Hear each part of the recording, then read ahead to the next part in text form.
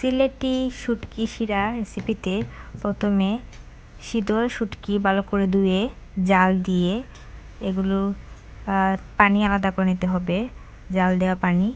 এতে কাটা যেগুলো থাকবে সেগুলো ফেলে দিতে হবে। দেন ওই পানিতে পেঁয়াজ কুচি, কাঁচামরিচ ফালি করে কাটা,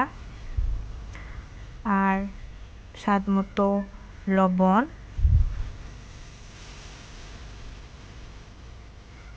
মরিচের গুঁড়া, হলুদের গুঁড়া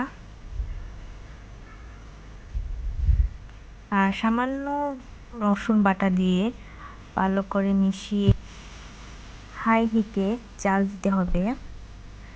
দেন কিছুক্ষণ পরে কেটে রাখা লাউ পাতাগুলো দিয়ে দিতে হবে, সাথে টুকরো করা আলু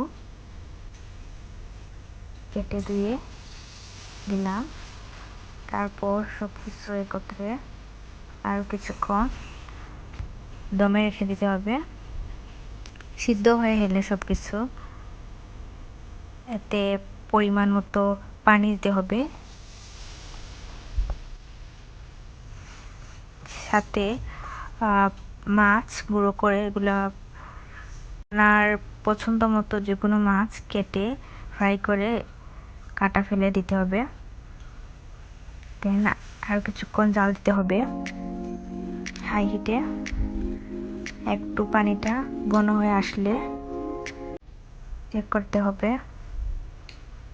সব কিছু চেক করে নামিয়ে নিয়ে পরিবেশন করুন গরম গরম সিলেটের শুটকি শিরা রেসিপি।